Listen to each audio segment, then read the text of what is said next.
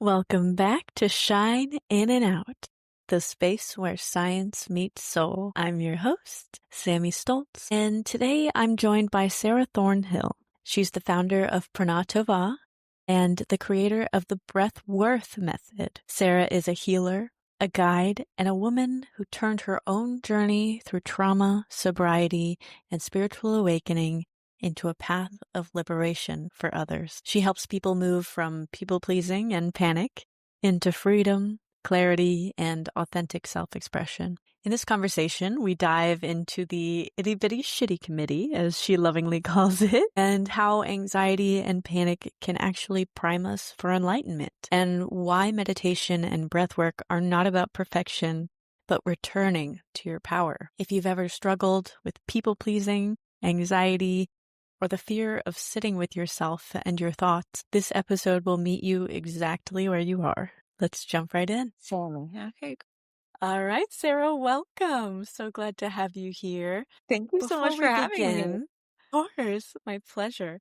I'd like to just get a little bit of background on who you are and what brought you to where you are today. In a word, I'm a healer. I show people how to heal themselves, how to heal the most permanent relationship they'll ever have, the one that they have with themselves. I hope it's okay, but I call this area between our ears the itty bitty shitty committee. We're always shooting on ourselves and thinking that we are not enough. And so when we can analyze what's going on, when we can discover what's going on there, that's the first step to really healing that most permanent relationship that we have. Wow. And how did you get into that? Did you have your own self-healing journey? Absolutely. I mean, mindset is everything. When I first started learning about mindset years ago, one of the quotes that was at the bottom of my email for a long time is whether you think you can or you think you can't, you're right.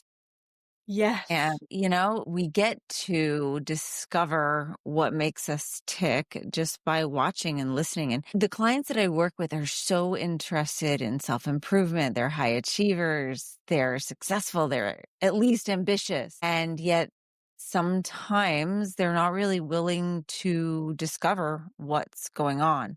Yes, my healing journey started very early. One of my first teachers said that big souls have big work to do and they get started right away. And so I experienced sexual trauma from a very young age. I was raped by 8 men when I was 28 years old. I'm so I sorry. stayed in the closet. Despite all of that, I stayed in the closet for the majority of my adult life, only coming out at 38 years old when I got sober because I was utilizing alcohol in order to not really admit what had happened in my 20s. Yeah.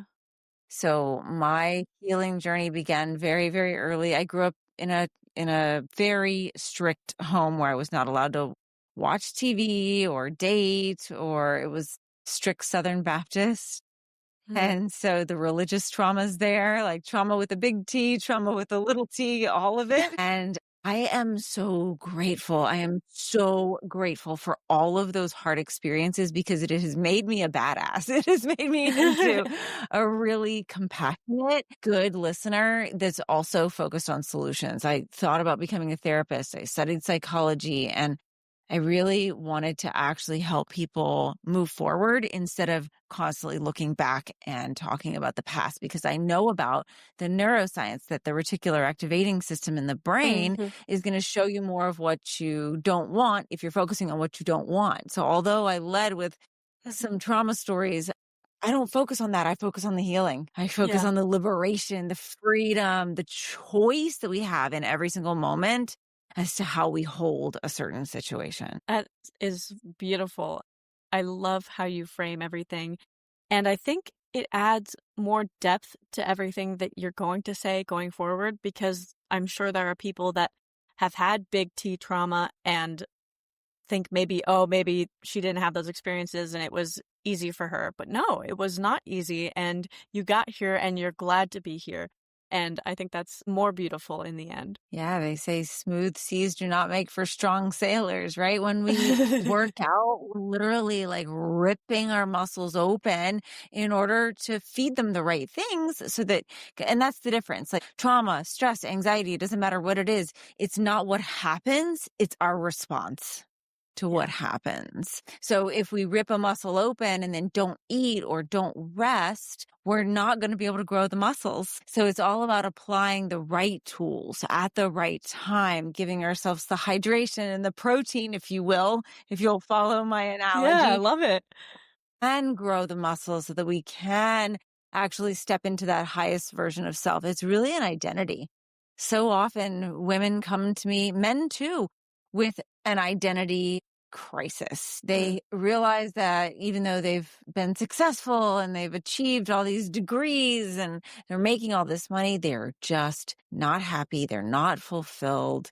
And they're suffering in silence from all of the what ifs, all of the catastrophization, the rapid heart rate as soon as they wake up in the morning, the complete exhaustion at the end of the night. However, they're unable to sleep. We live in this rat race, constantly trying to keep up with the Joneses, and it is exhausting. And people wonder why they're unfulfilled. It's like we are creators. We're not consumers. We're consuming all this information instead of actually being able to sit and allow the subconscious to bubble up with these great ideas in order to solve our problems instead of reaching for a drink or buying something on Amazon so we can get that dopamine rush to make us feel better in the moment, but it's so unfulfilled. That is so poignant. And it's something that I've been talking a lot about lately, just noticing that nobody is allowing themselves to forego stimulation in order to take enough time to be silent with themselves.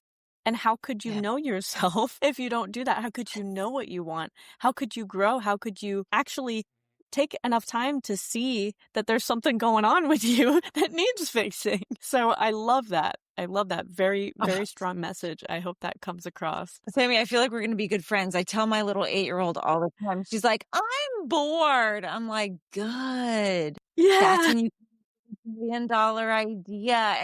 And I say the same thing. It's like, if you're going to go buy a house or buy a business, what do? You get an appraisal, you have an assessment, you take note of everything that's there.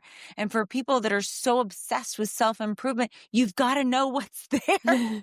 You've got to understand what are the shitty things I'm telling myself all day long that I've been telling myself since I was 4 years old, 7 years old, the things that I heard over and over again that were pre-programmed that we didn't ask for, that Yeah. just we got for absolute free.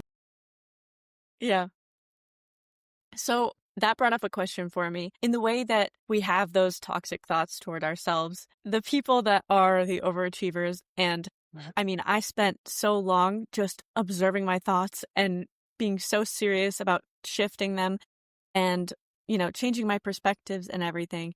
And I'm curious, I think there is a point where people like us can get into toxic healing. I'm curious, do you see that a lot? And how do you take people away from that? It's like a modalities addiction, right? We've got to know all the things and all the certifications Man. and do the hypnotherapy and do the past life and the generational trauma healing. And well, I tell all my clients, you have everything you need inside of you. Sometimes you just might need someone to show you where to look. And sometimes that person is you, and just sitting for long enough with yourself, with your thoughts, with your observations. When I first started meditating, when I was sober and I started like dealing with my own emotions because I couldn't drink them away anymore, I would sometimes sit down with a question and just become open to it. So not really, because if you look at physics, for every action, there's an equal and opposite reaction. So if we're grabbing for something really like after it, actually has a repellent nature. But if we sit and allow and receive and allow that vibration to really come towards us, that's when those realizations will alight upon us. And at the same time, of course, at first, we are hungry for the knowledge and hungry to connect with other people who are seekers. I've always called myself a seeker. And I I think love that that. there's nothing wrong with that. It's just sometimes we need to let the pursuit go so that we can just allow the answers to bubble up from inside. That is so true. There is a Yeah, balance between being a happy exactly. sponge and, Yeah. soaking up all of the knowledge you can and letting it build itself within you as, new parts of you. I love Yeah. the idea of sitting with yourself with a question. Sometimes so the brain doesn't really understand the negatives. So when you say, don't run into that tree, your brain is so focused on tree, tree, tree that you run into the tree. So Exactly. if you're telling yourself, don't think thoughts, and I'm serious, don't do that, your brain's going to be like, well, what do you mean? Here come my thoughts. So the coming up with a question and just gently sitting with it, I think is a lot more powerful because it can actually have an outcome for you without making you get to that place where you're like, darn, I'm so bad at this, which I think is so common in meditation, and that makes people quit before they see that it's not about being good or bad at it. It's just about doing it. Absolutely. And I think that so many overachievers they're like, okay, I'm going to meditate for 30 minutes every day or 20 minutes twice a day. But it's really just about starting the habit and just doing it for a minute or 2 or 3 minutes and just slowly increasing the amount of time. Also, for those people, because when I first tried to meditate, a lot of the mindfulness techniques are like, just see your thoughts as clouds passing in the Clouds. sky. Like Yeah. there's an airplane over there and then there's a building over there. I'm like visualizing all these other things in the sky. The kinds of meditation that I found really were effective. I can sit now for a long time, but at first I needed a light focus. So the breath is a good one, some sort of a mantra. It doesn't have to be a Vedic or Sanskrit or Gurmukhi. It doesn't have to be another language. But a lot of the mindfulness techniques are simply like, I am breathing in as you breathe in. I am breathing out as you breathe out. Or like, so hum. I am sat Yes. nam. Something so simple. And you can even pair it with some sort of spinal flex, which is so good for our spine. So making it a little bit more yogic, getting into the hips, which can hold a lot of tension. So kind of Kundalini-esque and allowing Hmm. ourselves, you don't have to sit cross-legged on the floor. You can sit in a chair. You can just allow the sight to diffuse down the bridge of the nose. You don't have to close your eyes and sit in this weird posture, right? I think in modern society, we have this idea of something's supposed to happen to me when I'm supposed to get up and feel better. And it's not like I love doing squats.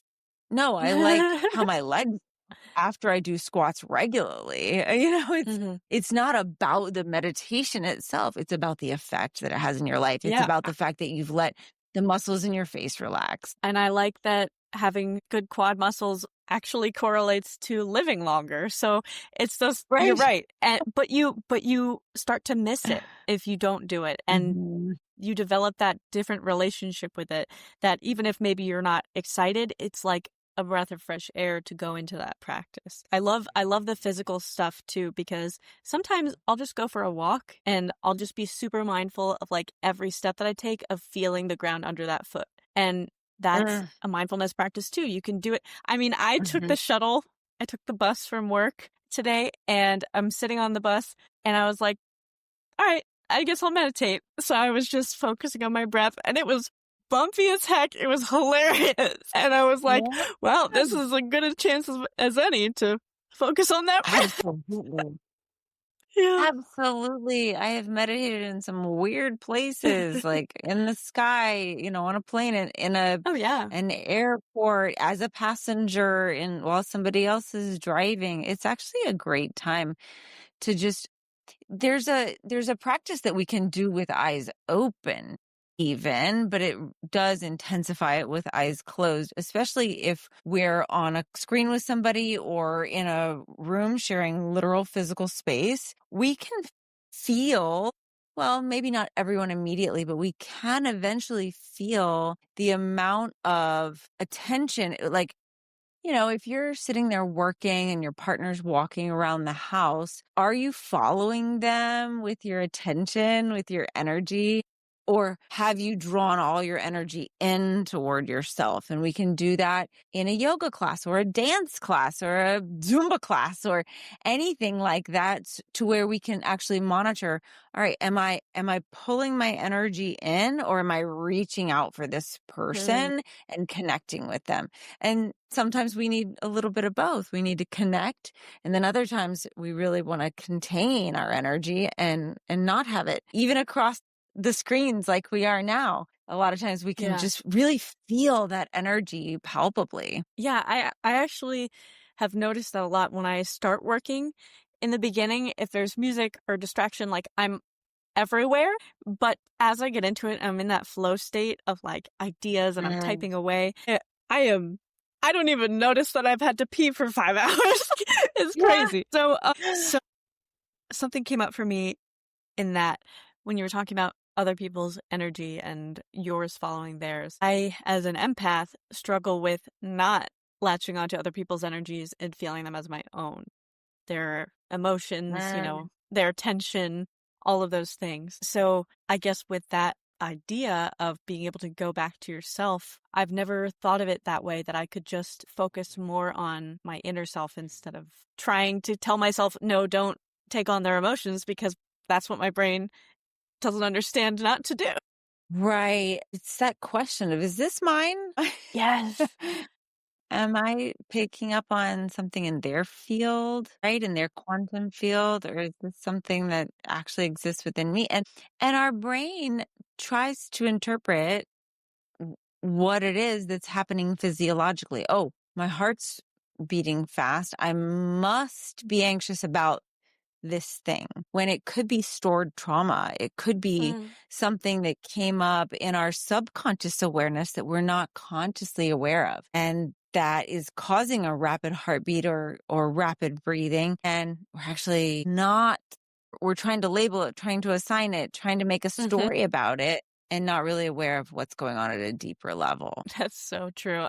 Always, whenever I get into an emotion that I can't explain, I am a wreck. I am like, as long as I can explain the emotion, I feel comfortable with it and I can find a way to like make it a little better. But if I don't know where it's coming from, it's like chaos. It's absolutely the hardest type of emotion to get through, because how do you get through it? I'm sure you would have a recommendation for that though. Yeah, dropping into the heart space is really great. If you can think about breathing in and out, not your heart, but right behind your sternum in between your shoulder blades. If you can think about just breathing in and out of the nose, but from that space. So taking your consciousness and putting it in the center of your being, because, well, everything is vibrating, right? The seasons, the tides, our heartbeats, our lungs, everything is vibrating. Even things that look still are actually vibrating. But physiologically, the way that we create our toroidal field is with the vibrations that are going on right here. Our lungs are vibrating at a certain rhythm, and our heart is vibrating at a certain rhythm, and it's all being controlled by the autonomic nervous system. So if we can take our consciousness into that center of subconscious awareness, that our autonomic nervous system, which is where we go into fight or flight, and it's controlling our heart and our lungs. So if we can just drop our awareness into that place that's vibrating without us even having to think about it, then that gives us this connection where we're actually connecting our consciousness into, they say that this is the seat of the soul, that if we were to have a soul that exists beyond the physiology, that this is where it comes in, because you can survive for weeks without food and days without water, but only a few precious minutes without your breath or without oxygenated blood, which the heart is Mm. providing. So this is the place of all that center of activity, more than our gut. We feel a lot of things in our gut, and we can survive without brain activity, right? People go brain dead. They are in comas.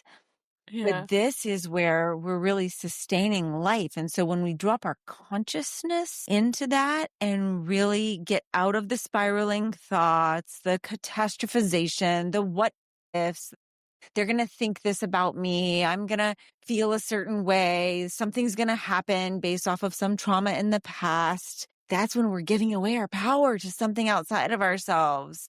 But if we And can that's be the in the body, committee. exactly.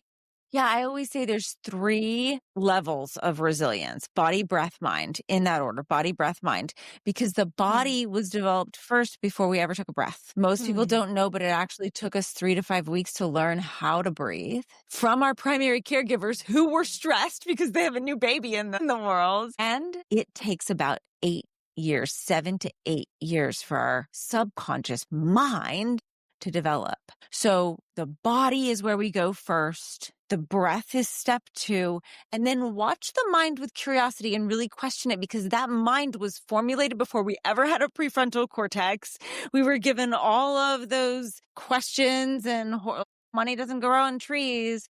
Why can't you sit straight? Why can't you do anything right? All those little isms and sayings that we got absolutely for free from people who just heard it from the generation before them. So Mhm. question the mind, be in the body, harness the breath intentionally, and watch the mind. Those are my 3 levels of resilience. I love that. We are definitely very aligned in all of the things that we care about and try to preach, especially the watch your thoughts. Are they mine? Is it Mm, mine? My soul self, that, the highest version of myself, did this come from me or did this come from all of this societal programming that, just came on in the background, that you can't help it? It's okay. You don't have to judge yourself for those thoughts because they're probably not yours. please. I so agree. So, what say you to the people that fear listening, even for a second, to the itty bitty shitty committee? Oh, but they're listening to it all the time. You're saying, They how are to they fearing? consciously be with it alone. I think a lot of people Mhm. are distracting themselves on purpose to avoid having Oh, that yeah. one-on-one. The 3 Ds: deny, distract, dissociate, right? The 3D world gives us plenty of opportunities to deny, distract, dissociate. Right. Absolutely. It's so much more seemingly fulfilling at first to call our friend or go to a Mm, bar or go to a concert or watch a show at home or buy something on the internet. And it becomes so vapid after a while. We realize that we don't even know who we are without all these things. That question, that esoteric question that so many spiritual teachers ask: who are you? Who are you?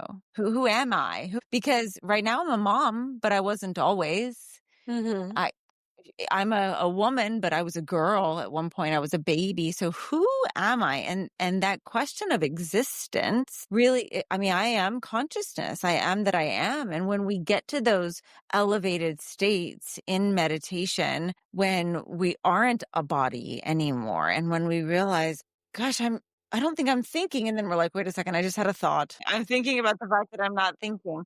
that's But we so do sometimes reach those states where we're like, whoa, this is different. And then to not chase it, so many Mm, people, yeah, you're right. They are afraid of being with themselves. And I think a lot of people, they want to meditate. They don't want to meditate. They want to. But the scary thing is not so scary. It's kind of like, when you turn on the light, the shadows disappear. When we can mm, just discover what's there just by facing this monster that we think is there. It's like, I help people who are dealing with overwhelm and panic, especially, and they have these catastrophizing thoughts. They're trying to predict, oh my gosh, something's wrong with me. I'm going to pass out. I'm going to mm. have to go to the hospital. I actually went to the hospital in my 20s because I thought I was having a heart attack. And the people were like, your heart is beautiful. You exercise. There's nothing wrong with your heart. But my mind was catastrophizing, worrying that there was something wrong. And so often when we have one panic attack, then we get afraid of the fear. We get afraid of the Ah, physiology. that's so true. We don't have to be afraid of the physiology. It's friendly adrenaline. It's just It's a messenger with a message saying, hey, you need to pay attention. I'll tell you, 100% of my clients are former people pleasers. They come to me as people pleasers and they leave as former people pleasers. Because as my wife says, if you're going to people please, make sure the only person that you're pleasing is yourself. When we spend a lifetime living for somebody else, staying in the closet because we're afraid of the rejection of our birth parents, like I did, we will just shove it down and shove it down. And energy is never lost or created in the universe. It's gonna come back up. It's going to bubble back up. And that's why overwhelm and panic are what they are. It's energy that we've stuffed down and pretended like everything's fine when there's a dumpster fire in the background, right? And it's gonna bubble up and bubble over. And so if we're afraid of it, the answer is just to be with it anyway. That's exactly like the equal opposite reaction to pushing your emotions down so that they don't get up here is that they're going to push their way through so you can't ignore them one day. So learning to let go as you go is really powerful to prevent your future self from that inner chaos that does inevitably arise. So yeah, the nervous system, of course, when we talk about people pleasing, you think about being stuck in fawn mode, fight, flight, freeze, or fawn. And you're fawning, you're just trying to survive, to appease, to avoid any potential conflict. But that is dysregulation too. And I think a lot of people pride themselves on always thinking of other people first. I know that it's touted in society for somebody to be selfless.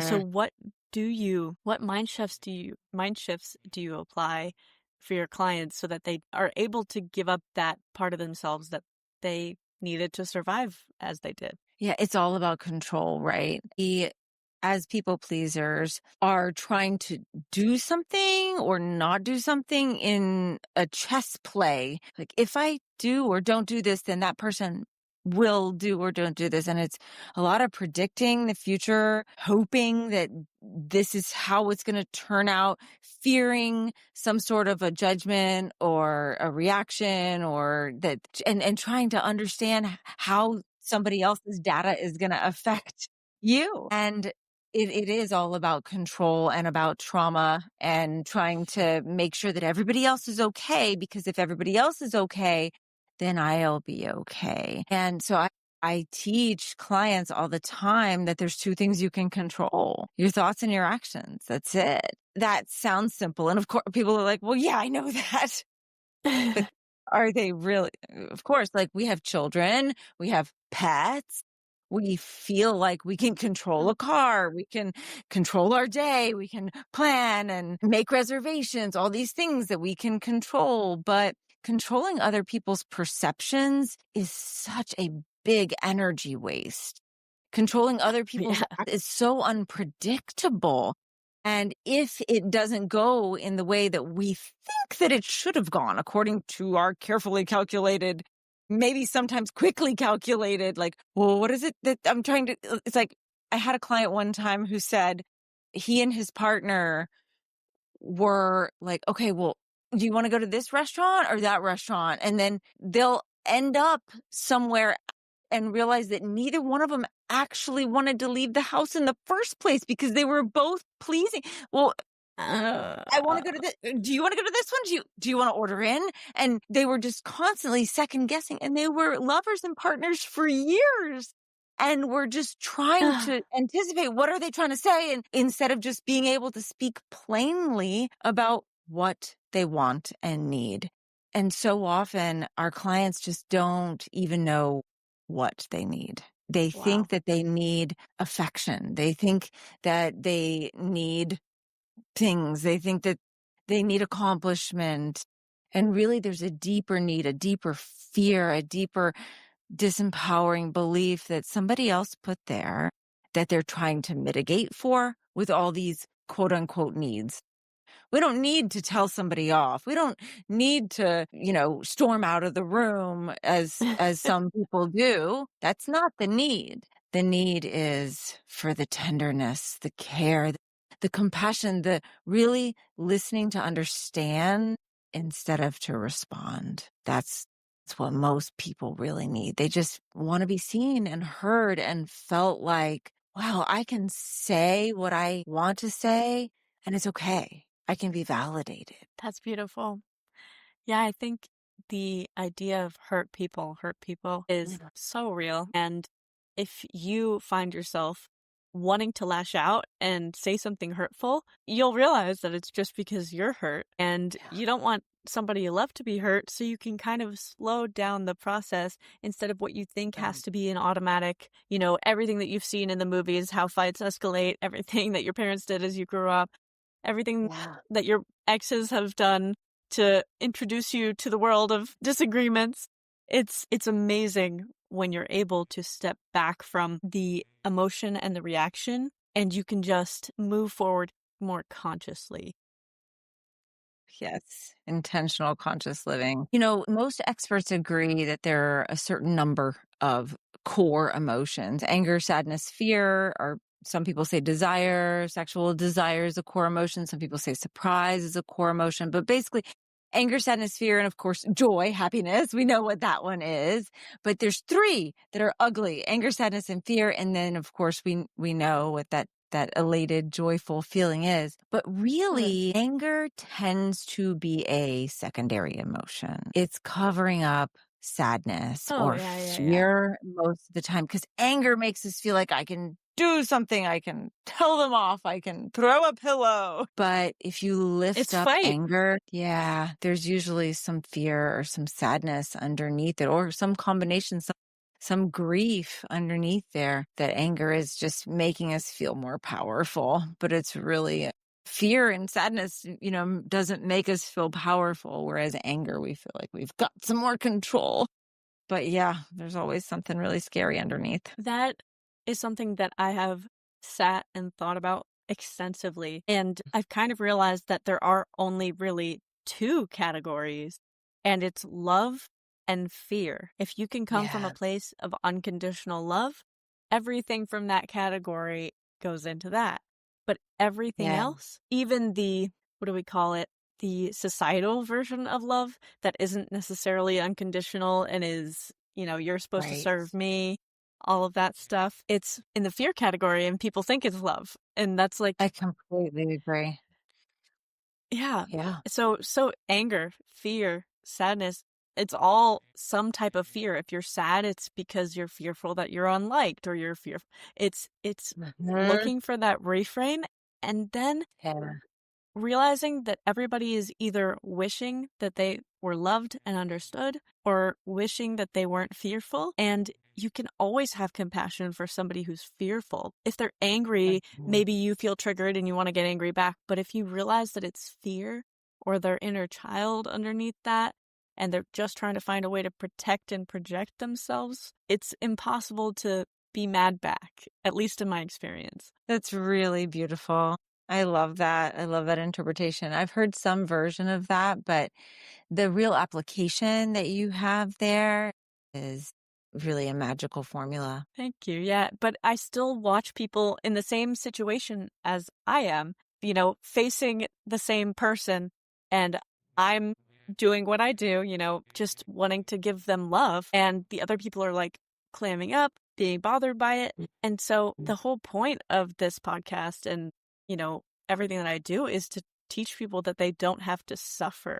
They're Yes. suffering every day, all day almost. But you also talk about how people who experience the panic and the anxiety and those powerful emotions and those traumatic experiences are also very primed for enlightenment. Would you like to unpack that for us? It's a radical view that I I think have. it's so true, though. Those of us who, I mean, it's like what we led with. We're creators. We're not consumers. And when we're consuming and we don't have that flow of energy, we have this creative energy that surges up inside of us. And sometimes it can be misinterpreted and catastrophized. And then we get afraid of the physiology, afraid of the fear. But really, I believe, panic goes by a number of different acronyms. Sometimes people say, oh, it's my ADHD brain. Sometimes people call it PTSD or CPTSD. Some people call it HSP. I'm a highly sensitive person. I'm an Yeah. empath. Yes, it's all of these things. And it just depends on which input we got as to what we're identifying with, saying, oh, that's me. I'm Oh, yeah. HSP. I'm ADHD. I'm ADD. I have post-traumatic stress disorder. I have complex, all of it stems from us taking on really big things very early in life. Like Dr. Sue Morter says, she was my first coaching certification. She said, big souls have big work to do and we get started right away. And it's those of us who took on that big T trauma who are primed to break free in the most amazing ways, because it's all about how you hold it. If we Yes. have this surge of energy in our bodies and we say, ooh, there's a big creative surge coming up. What am I going to do with it? Am I going to dance? Am I going to shake and let it off? Am I going to do some yoga or go running? We don't have to get afraid of it, because it's fear of fear itself, which is so destructive. We can choose to be like, ooh, this is feeling fun. See how I can ride this Yeah. wave. Yeah, you can exactly. I say like scoff at the fear. Like, you're hilarious that you think you're going to stop me. I'm still going to do it. I see you, but I'm going to keep going. I love that. And I remember when I was younger, I was so scared that I wouldn't be able to sleep that I couldn't sleep. And nowadays, sometimes I can't sleep because my brain is just running with creative ideas. And instead of like, oh God, I'm scared I'm not going to be able to sleep, I'm comfortable with myself. I love being in my own brain. I'm never bored. And I came up with my next business idea the other night when I couldn't sleep. So I woke up and I was like, hey, I'm going to do this. And my family's like, what did you do all night? And I'm like, got as much sleep as I could, but I had to get some creativity out first, So That's right. it can be beautiful. It can be beautiful. And the people that have had arguably the same experience, though no two experiences are the same, say the type of trauma can be the same, but the way that you hold and handle that, if you choose to see yourself as a victim and to let your life be negative from there on out, it will be. If you choose to That's see it right. as something powerful and Yes. that you can help others heal with it, it becomes gratitude. And that's the craziest thing, I'm sure, to an outside perspective, but everything that I've gone through, I'm grateful for. I would never wish it upon anyone, but I am grateful because it's what allows me to help and understand and be empathetic to everyone's situations. It's who I am today, and I love who I am today. Precisely. Absolutely. So many coaches talk about trauma and healing, and it's a noble thing to say, become the hero of your own story. That's beautiful. Absolutely. But you referenced victimhood, and I talk about the drama triangle, and this drama triangle is so pervasive. It's in all the movies and TV shows and books. And this is what you need, all three of those roles, the hero, the victim, and the villain, right? And when we can step off the drama triangle entirely in our lives, whether it be with ourselves or a family member, it doesn't matter. If we can just step off that drama triangle, that's the first step to enlightenment, because we love can that. go from accusing ourselves and being a victim in the same. You left that towel on the floor. You don't love me. Or like, why are you always so messy? We're being a victim and a persecutor, and we're playing all of the roles. And we do that inside of our own heads, even sometimes. But when we can just step off the drama triangle and reach that place of neutrality that's compassionate and that's That's not afraid, so right? Moving into love, just like you say. That hits so hard because naming the three, the villain, the victim, and the hero, people might be proud of the title that they hold most, that they want to come across to the world. Say they want to be the hero. That's when white knighting comes in. That's when, when you're the villain, it's because you feel like you're stuck in this. You don't deserve better. You don't deserve to be happy. You have to be the villain because you have been the villain. You have to be the victim because you have been the victim. And it's all self-fulfilling, and it is incredible to me that not more people don't know this. But yeah, like even being the hero, being a white knight to somebody isn't necessarily the best way to have a relationship with somebody. So even though it seems heroic and beautiful, the best thing you can do is be yourself, be compassionate, and allow them to be themselves and grow with you instead of trying to fix All of it, everything. absolutely. The posturing, it's most literally posturing. And if we think about our posture and the way that we hold, because when we talk about fear or sadness or anger, it's all posturing. When we Mm. talk about just allowing the muscles in the face, the tongue, the shoulder, behind the sternum, in between the shoulder blades, the belly, when we just allow it to relax and come with an open heart to ourselves, looking at ourselves in the mirror and saying, you matter, and I'm sticking up for you in the most gentle and most open way.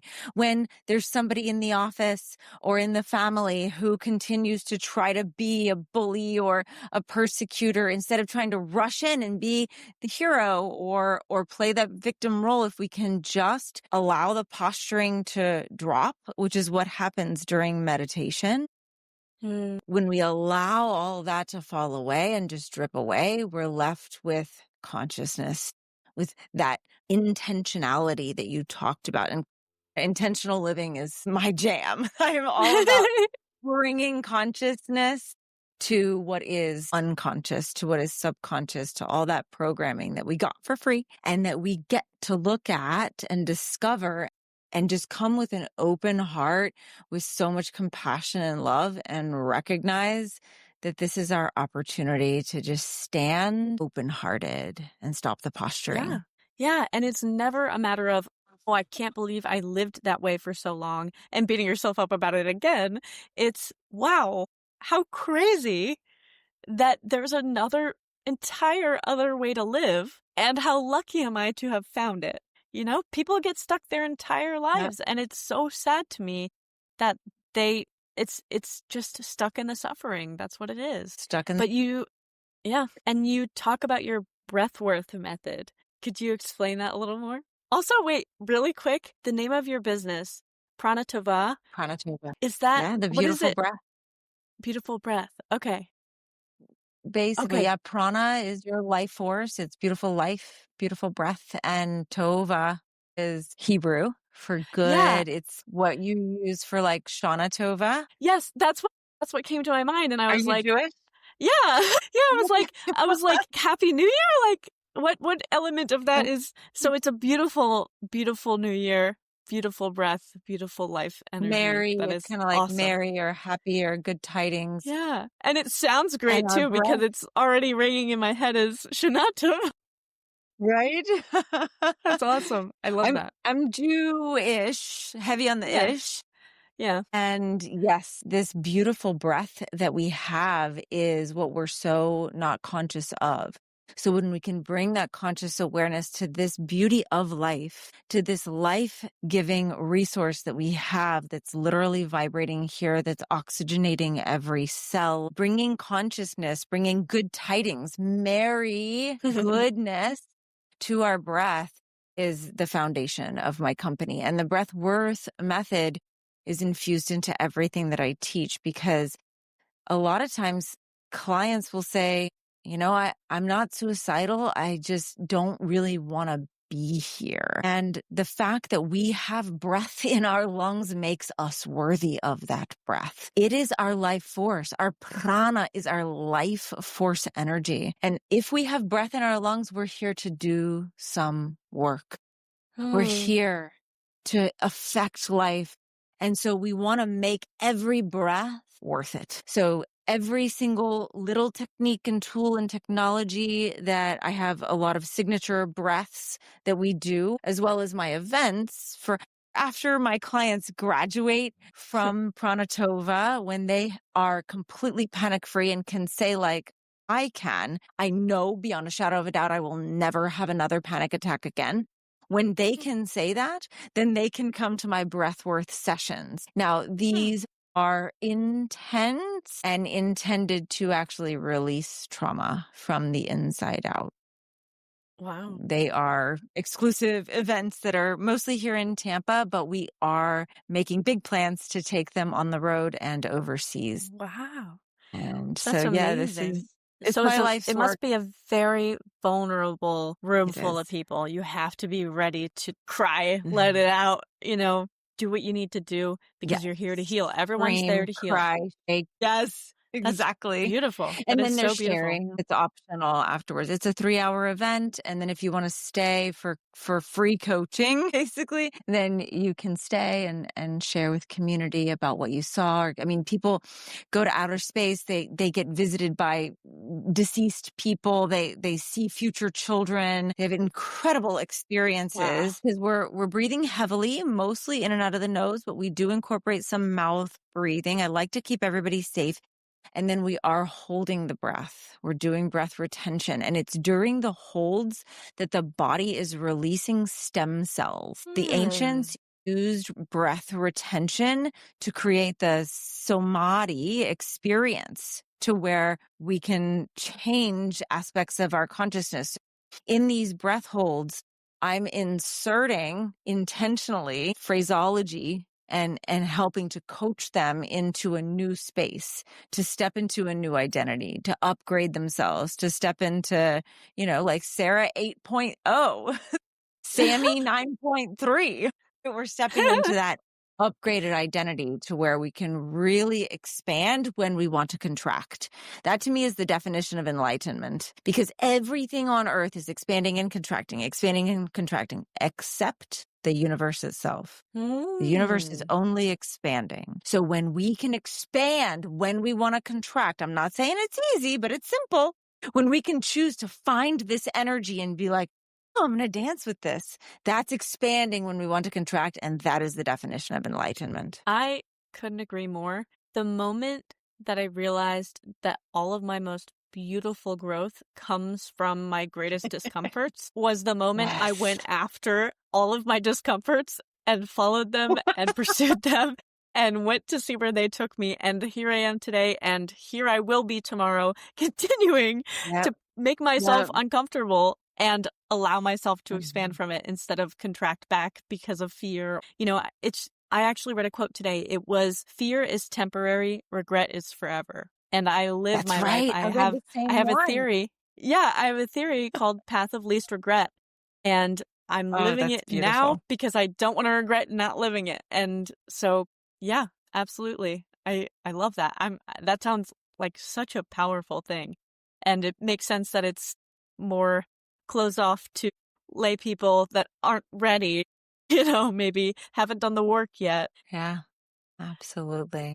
So for those people that haven't done the work yet and they're daily dealing with anxiety and the suffering, and there's so much that they don't know, but now they're feeling inspired, are some small practices that you would tell them to start with? Little tools. Yeah, those body, breath, mind, awareness. Awareness is always where it begins. So becoming aware of our bodies, becoming aware of our breath, and becoming aware of what we are telling ourselves. Those are really quick tips.